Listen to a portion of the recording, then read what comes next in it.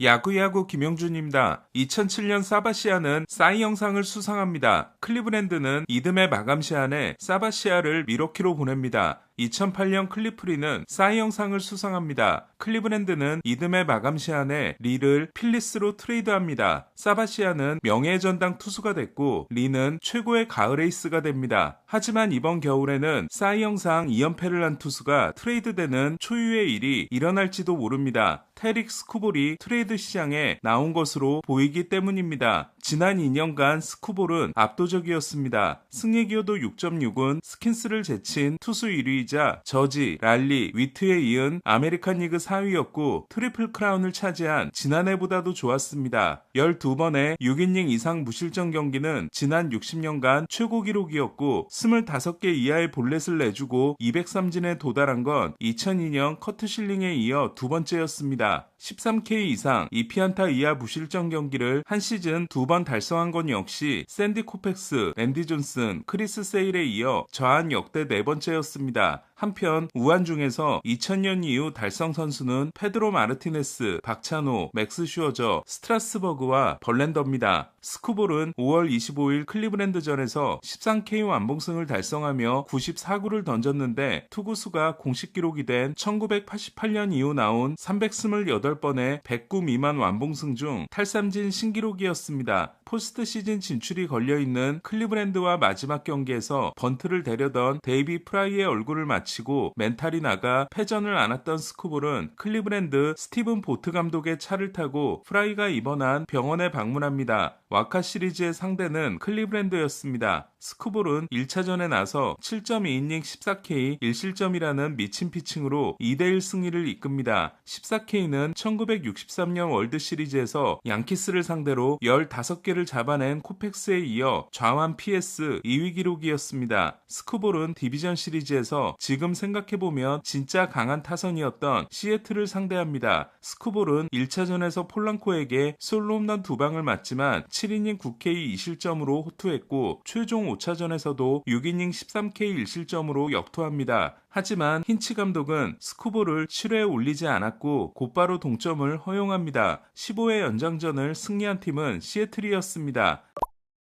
스쿠볼은 지난해 DS 5차전에서 6이닝 5실점으로 무너지긴 했지만 나머지 PS 5경기 성적이 6이닝 무실점, 7이닝 무실점, 7.2이닝 1실점, 7이닝 2실점, 6이닝 1실점이고 통산 6경기 ERA가 2.04, 56삼진 6볼넷일 정도로 빅게임 피처임을 증명했습니다. 디 애슬레틱은 올 시즌에 앞서 투수의 등급을 나누면서 1티어에는 스쿠볼의 이름만 적습니다. 2티어 선수들은 스킨스, 윌러, 번스, 세일, 크로쉐, 3티어 선수들은 콜 레긴스, 딜런 시스, 로건 길버트, 그리고 야마모토였습니다. 슈어저가 떠나고 9년 동안 가을 야구를 하지 못했던 디트로이트는 스쿠볼이 에이스가 되고 2년 연속 PS에 진출합니다. 스쿠볼은 6년 차인 내년 시즌이 끝나면 FA가 되는 반면 디트로이트는 스쿠볼이 없으면 포스트 시즌에 나가지 못하는 팀입니다. 지난 2년간 디트로이트는 스쿠볼 경기에서 42승 20패, 나머지 경기에서 131승 131패를 기록했습니다. 아버지의 시대에 월드시리즈 우승을 위해 적자 경영을 감수했던 크리스 일리치 구단주는 리빌딩을 하는 동안 때가 되면 큰돈을 쓰겠다고 합니다. 하지만 아버지 같은 지출을 의미하는 건 아니었습니다. 바에스에게 1억 4천만 달러를 준 것이 유일한 대형 계약이었고 브래그먼에게 1억 7,150만 달러를 제시했지만 거절을 당합니다. 디트로이트는 추운 날씨까지 더해 선수들의 선호도가 높지 않기 때문에 더 비싸게 불러야 하는 팀입니다. 디트로이트의 당면 과제는 당연히 스쿠볼과 연장 계약입니다. 하지만 월드시리즈 도중 놀라운 뉴스가 등장합니다. 뉴욕 포스트는 연장 계약 협상에서 구단과 스쿠볼 측의 차이가 2억 5천만 달러에 달했다고 합니다. 스쿠볼의 에이전트는 보라스이고 존 헤이먼이 있는 뉴욕 포스트는 보라스의 기관지나 다름없기 때문에 걸러 들어야 하는 부분이 있지만 양측이 좁힐 수 없는 차이를 보이고 있는 건 사실로 보입니다. 2억 5천만 달러 차이가 맞다면 양측의 액수를 추정해 볼 수 있습니다. 먼저 디트로이트는 3억 5천만 달러를 제시했을 수 있습니다. 아무리 낮게 잡아도 게리콜과 야마모토보다 많이 줘야 하기 때문입니다. 그렇다면 보라스의 요구는 그보다 2억 5천만 달러가 많은 6억 달러라고 생각할 수 있습니다. 보라스가 이런 요구를 하는 건 향후 FA 시장에서 스코볼급의 투수는 찾아볼 수 없기 때문입니다. 스킨스는 FA까지 4년이 남아있고 야마모토도 옵트아웃까지 4시즌이 남아있습니다. 하지만 이런 분위기라면 다저스가 야마모토를 붙잡지 않을 리 없습니다. 크로쉬에도 보스턴과 맺은 6년 계약이 내년부터 시작합니다.